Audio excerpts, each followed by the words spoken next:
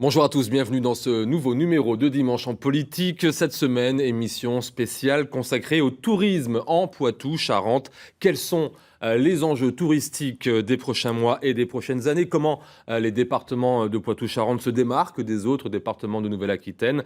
Quelles sont les limites à l'expansion touristique en Poitou-Charentes? Bref, quel tourisme propose notre territoire? C'est de cela dont on va débattre pendant une demi-heure avec mes 4 invités. Coralie Desnoux, bonjour. Vous êtes conseillère départementale des Deux-Sèvres en charge du tourisme. Face à vous, Rodolphe Bouin, bonjour, directeur du Futuroscope.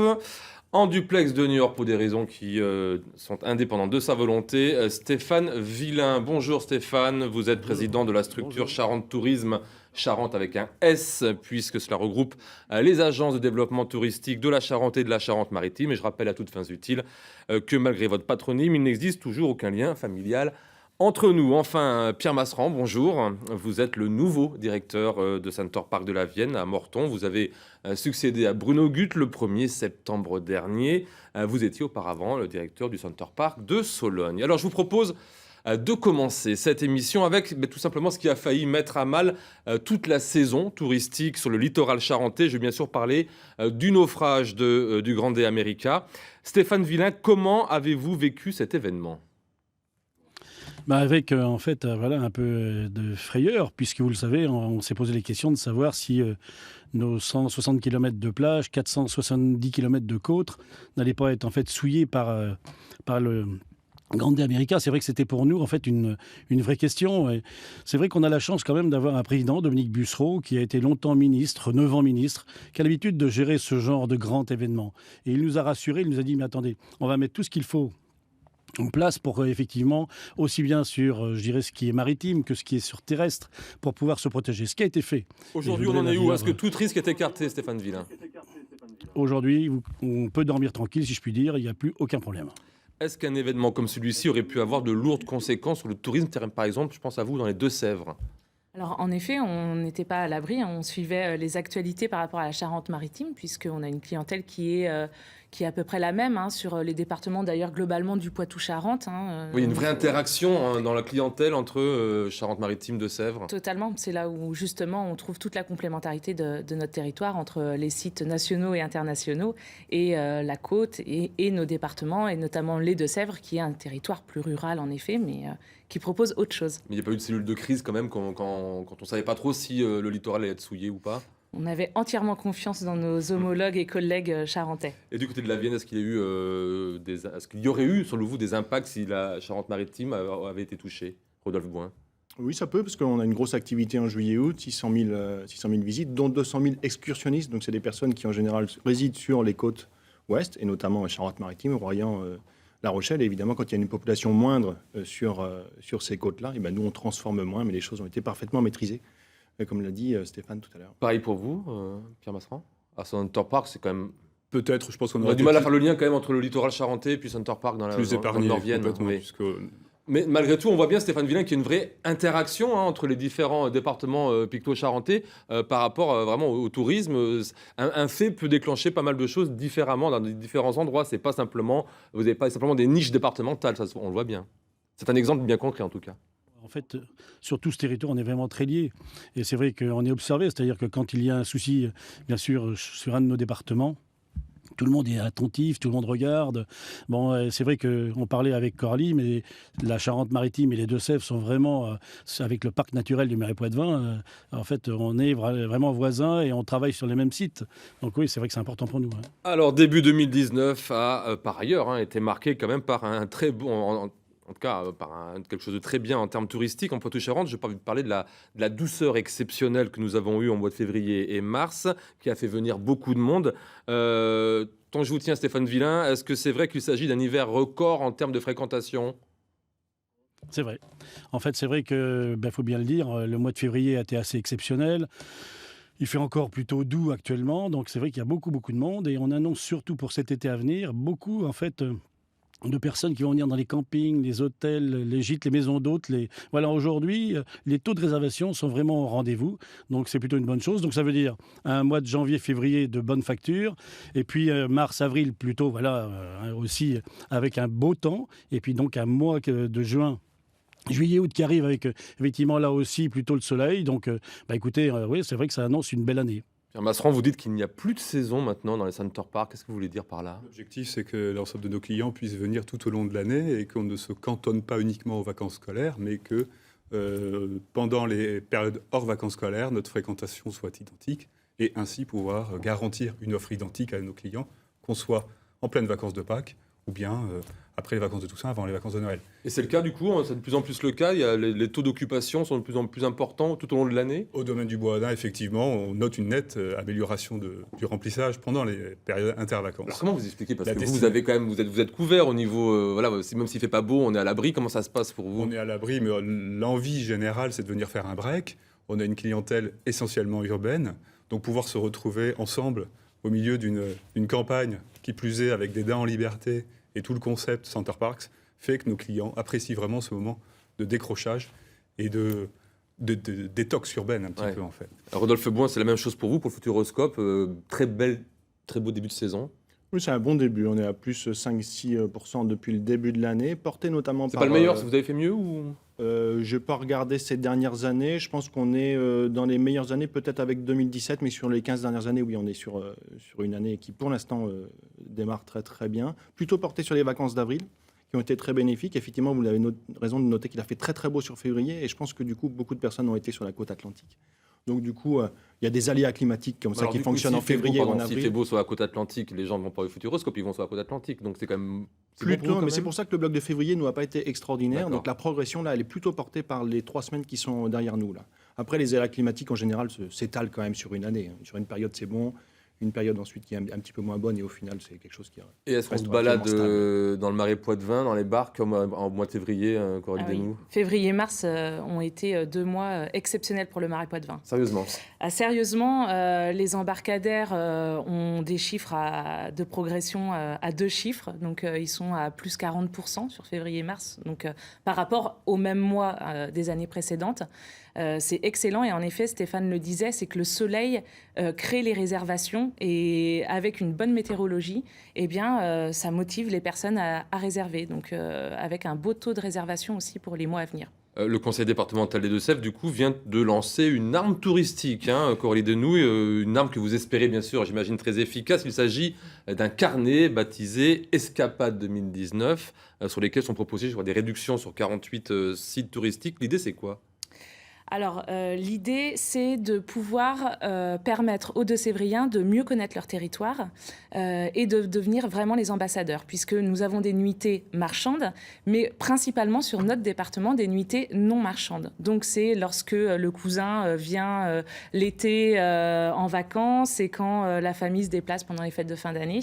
Et donc, pour permettre aux Deux-Sévriens de mieux connaître, mieux appréhender toute l'offre du département, eh bien, ce carnet, donc le carnet Escapade, a été diffusé dans tous les foyers de Sévriens et sera à disposition des touristes pour les motiver. C'est une vraie arme en collaboration avec les sites, parce que les sites ont joué le jeu, mais c'est une arme de communication comme... voilà. Il y a eu les bonnes conditions climatiques, mais il y a eu aussi la volonté politique sur le tourisme clairement affichée. L'idée aussi, j'imagine, c'est-à-dire qu'il n'y a pas que le Marais Poitevin dans les Deux-Sèvres. Tout à fait.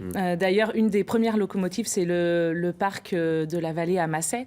Donc, on a vraiment une offre qui s'étend sur tout le territoire. Donc, Beaucoup se souviennent des campagnes d'affichage du Futuroscope dans le métro parisien, je me souviens très bien.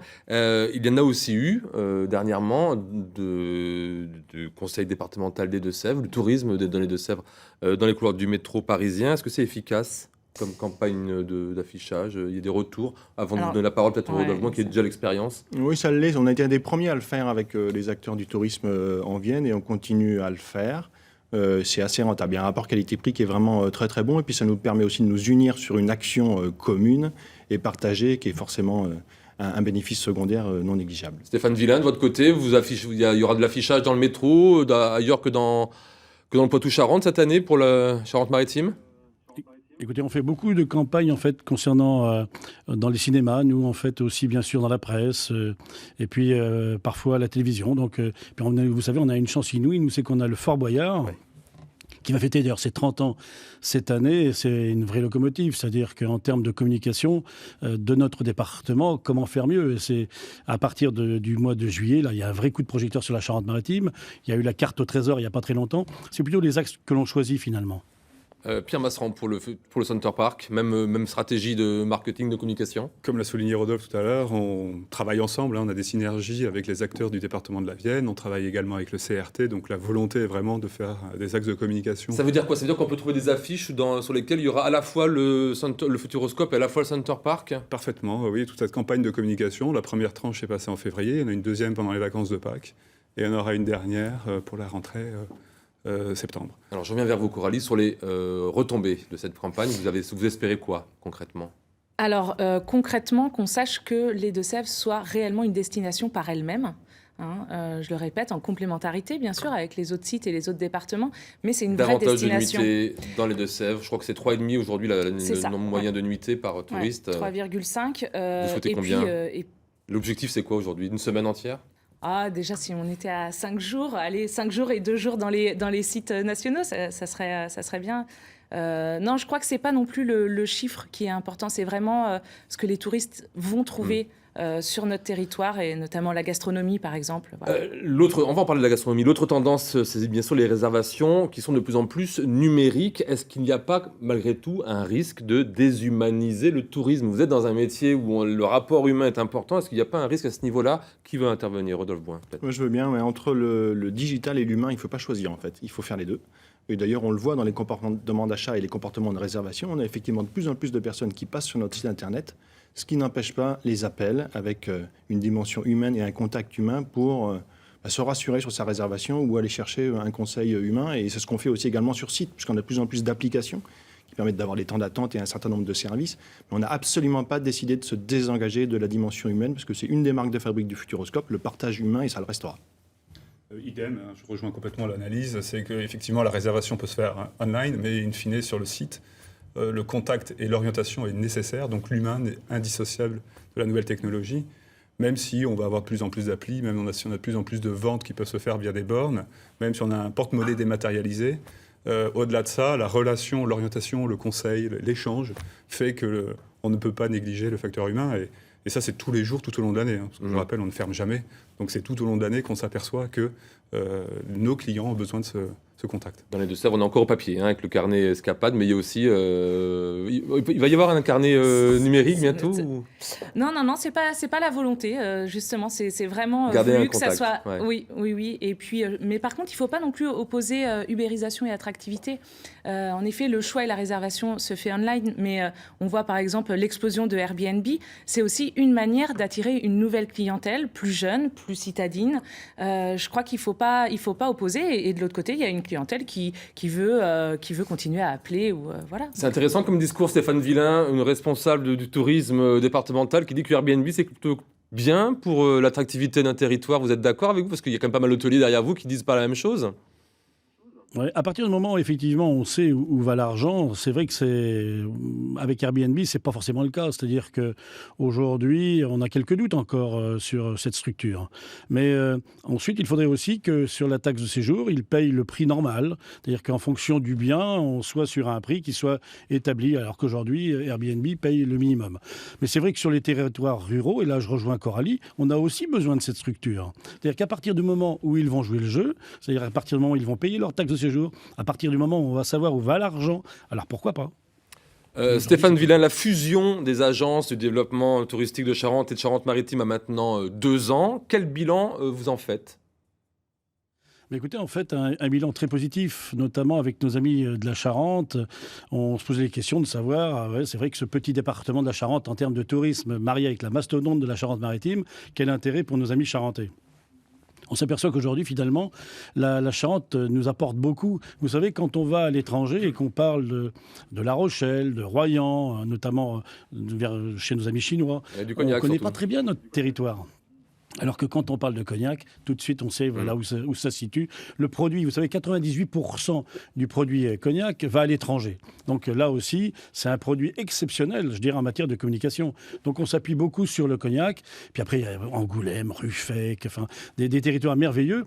Et c'est vrai qu'il y a un patrimoine culturel, architectural, historique, préhistorique, gastronomique, viticole extraordinaire dans ces secteurs, et on valorise tout ça parce qu'en fait c'est vraiment des locomotives. Donc il n'y a pas de perdant dans la fusion. Il n'y a pas de perdant dans la fusion. Il y a la façade atlantique qui est là, mais il y a aussi cette campagne. Aujourd'hui, les gens recherchent beaucoup le slow tourisme. Alors, vous êtes avec nos amis de Centaur Park. C'est vrai qu'aujourd'hui, on a besoin de verdure, on a besoin de souffler. Et alors, on va passer 1 ou 2 jours à la mer, on va vraiment se faire plaisir. Puis après, on va aller se promener un petit peu en campagne avec des chemins pédestres, équestres, des pistes vélo, etc. C'est fantastique, il répond aux questions, je vais lui poser dans 10 minutes. Dites-moi, selon un sondage BVA pour la presse régionale, 67% des habitants de l'ex-région Poitou-Charentes ne sont pas satisfaits du redécoupage régional opéré en 2015. Bref, ils ne sont pas contents d'être dans la région Nouvelle-Aquitaine. 4 ans après la naissance de cette région, est-ce que ce redécoupage a une influence sur le secteur touristique? Et si oui, avec quelles conséquences pour vous? Nous, la seule chose, c'est qu'il y a une bonne collaboration aujourd'hui avec le CRT. La région joue le jeu. La région joue le jeu auprès des Deux-Sèvres aujourd'hui. Même au niveau des éoliennes?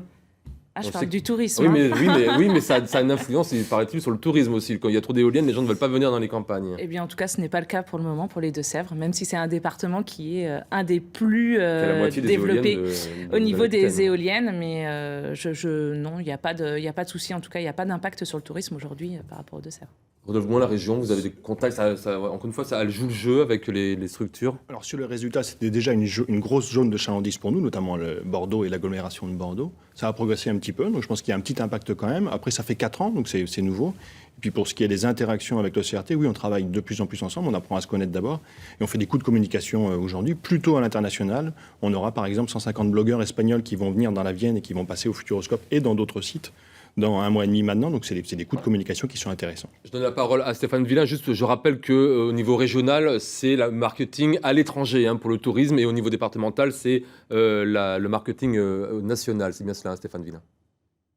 Oui, c'est vrai, mais c'est vrai que la région, en fait, elle est immense. C'est 6 millions d'habitants. Ça va de la rivière de la Bidassoa jusque dans la Creuse. Et de la Creuse, après, on repart dans la Vienne. Elle est énorme. Et c'est vrai que pour faire la promotion entre un Basque et un Creusois, c'est pas forcément facile dans cette grande région. Donc, c'est vrai que nous, Charente et Charente-Maritime, on n'hésite pas vraiment à montrer nos muscles parce que c'est important de faire savoir qu'on est là. Même s'il n'y a pas de porosité, il y a une vraie porosité, entre nos amis des Deux-Sèvres, de la Vienne, etc. Mais cette ancienne région Poitou-Charentes, elle est cohérente, elle a du sens. Et c'est bien qu'elle existe encore dans cette grande région. Peu de gens disent ça en Charente-Maritime. Souvent, on disait beaucoup, on est attaché à l'Aquitaine, mais pas du tout au Poitou. Les choses changent. On est depuis qu'il y a la Nouvelle-Aquitaine.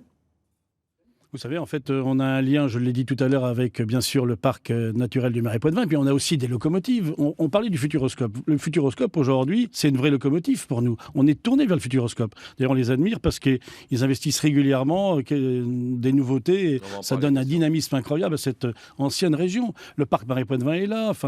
Bien sûr, la Charente-Maritime, c'est cohérent. Après, c'est vrai qu'au niveau de la grande région, c'est un peu plus compliqué. Moi, je ne sais pas trop ce qui se passe du côté de Biarritz. Je ne sais pas trop ce qui se passe du côté de la Creuse.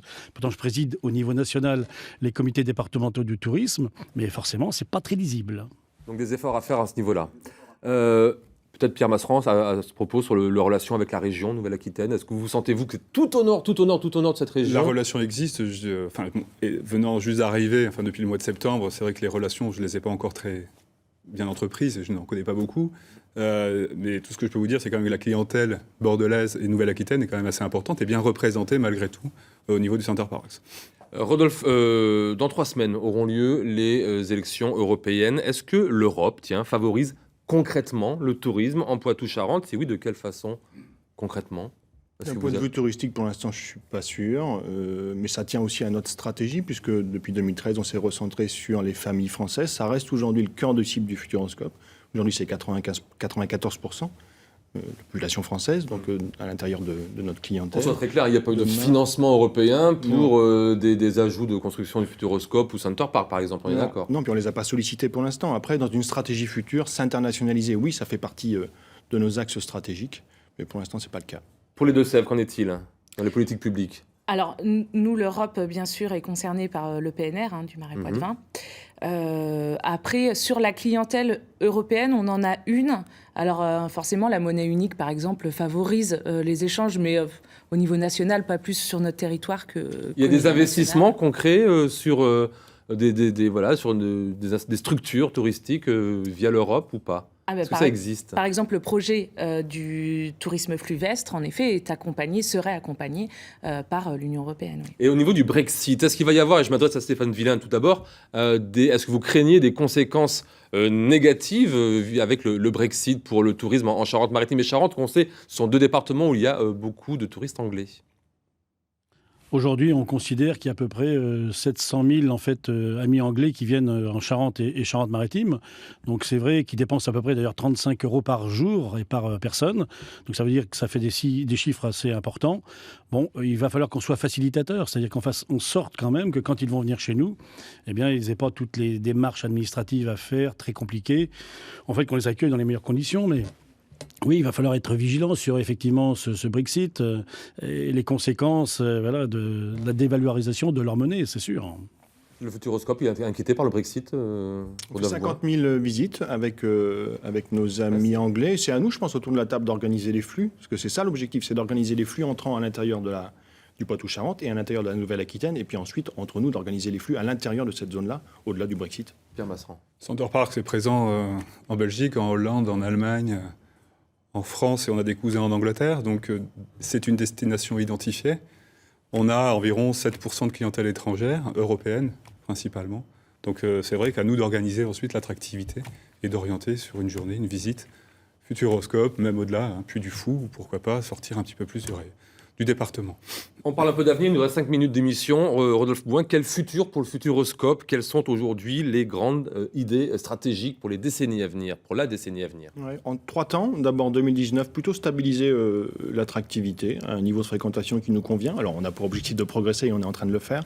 Dès 2020, une grosse attraction qui arrive sur la thématique de l'espace avec un peu plus de sensations, où là on souhaite faire un saut assez significatif en termes de fréquentation de l'ordre de 100 000 visites. Et puis après, effectivement, on a une ambition plus forte pour faire venir les gens de plus loin, notamment de l'international, et les faire rester plus longtemps pour vraiment affirmer le fait que le Futuroscope est une destination de séjour à part entière, avec là une ambition bien plus importante en termes de fréquentation et avec des investissements conséquents. 2020, l'espace, vous pouvez dévoiler quelque chose, non? Peut-être Ce sera une attraction à sensation un peu plus forte que ce que le Futuroscope a aujourd'hui. C'est en construction, il y a des grues, donc on peut... Exactement. Ça va être ça l'objectif, c'est un centre d'entraînement en fait pour savoir si vous êtes cap ou pas cap d'aller dans l'espace. Même question pour le Center Park, Pierre Masseran, comment fait-on pour se renouveler, pour proposer d'autres choses à un moment donné? Aujourd'hui, on continue d'inscrire dans l'histoire du Bois-Audin l'identité animalière. Donc des projets sont en cours de construction pour avoir un tête de verdure, proposer encore cette expérience animalière pour nos clients, maintenir le 100% qualité parfaite et bien sûr augmenter le taux d'occupation, on en a parlé tout à l'heure, et on est quasiment à 80%, donc 78% de taux d'occupation. C'est toujours maintenir cette qualité de prestation, cette qualité de savoir accueillir et garantir à nos clients un séjour parfait. Alors, la digitalisation, on en a parlé également tout à l'heure, est aussi un objectif. S'assurer que le client soit libre de circuler et pour autant pouvoir réserver quand il le veut, même avant son séjour, ses activités. Alors j'entends bien ce que vous dites, mais c'est vrai que le Futuroscope régulièrement amène des nouveautés. Est-ce qu'on peut faire des nouveautés tous les 2 ans dans un centre comme le vôtre, dans un parc comme le vôtre? On continue, c'est plutôt l'identité animalière sur Bois-Audin qui est une nouveauté, c'est le seul parc en France qui a cette identité-là. Et donc aujourd'hui, la clientèle est demandeuse, l'expérience est forte, le souvenir est fort également quand vous allez sur n'importe quel site d'expérience et vous voyez toutes les photos des daims, des paons et autres, et le client est ravi. Donc on va multiplier la présence d'animaux, c'est ça, c'est ça l'idée? C'est un des enjeux très très importants. Et si j'allais un petit peu sur le secteur du business tourisme aussi, c'est de pouvoir garantir aussi, savoir accueillir les entreprises dans leur période de séminaire sur le parc. Coralie Desnoux, le tourisme fait travailler 8000 personnes, je crois, dans les Deux-Sèvres, avec 250 millions d'euros de retombées économiques. Ça représente 3% de la richesse créée dans le département. Votre objectif, vous êtes à 5 millions de nuitées par an. Vous voulez en faire 6 millions. On fait comment ? Très rapidement. Alors vraiment, comme je le disais tout à l'heure, l'inscrire comme une destination à part entière, vraiment ciblée sur l'art de vivre à la française, la randonnée pédestre, cyclable, la gastronomie. Et alors, la gastronomie, pardon, on a un vrai problème quand même dans le Poitou, mes amis. Il n'y a aucun restaurant étoilé Michelin dans le Poitou. Ils sont tous en Charente ou Charente-Maritime. et Stéphane Villain, qui est un fin gourmet, je le vois acquiescer. Est-ce que c'est un problème pour les structures comme la vôtre, Love Moins, qu'il n'y ait pas? On parle de plus en plus de bistronomie, c'est-à-dire de gastronomie qui est un peu pour toutes les bourses. On a d'ailleurs inauguré un point avec Thierry Marx la semaine dernière, et justement, ce grand chef-là est au service de la bistronomie plutôt que la gastronomie. Donc non, je ne crois pas que ce soit un problème. Je vous assure qu'on a des très très bons restaurants qui valent des étoilés, je pense, mais qui ont l'humilité des Deux-Sévriens. Oui, mais ça amène toujours une clientèle différente, ou en tout cas, voilà, d'autres. Ça attire. Hein. Stéphane Villain, vous le confirmez, j'imagine. Avoir 2 étoiles, par exemple, à La Rochelle, c'est pas anodin. C'est bien. C'est très bien, mais c'est vrai que, comme vient de le dire Coralie, on mange très bien aussi dans les Deux-Sèvres. Non, mais c'est vrai qu'aujourd'hui, la gastronomie est importante et aussi le vélo. Enfin, je pense que le vélo, c'est l'avenir. Donc, vous savez, aujourd'hui, on investit beaucoup sur le vélo. Pourquoi je fais cette transition avec le vélo? Parce que finalement, les gens qui font du vélo aiment bien manger. Donc, si sur les itinéraires, il y a de bons petits restos, écoutez, ça sera plutôt une bonne chose. Un dernier mot peut-être avec vous, Coralie Desnous, sur la marque Poitou, qui, je le rappelle, allie en tout cas la Vienne et les Deux-Sèvres. Est-ce que ça marche, la marque Poitou?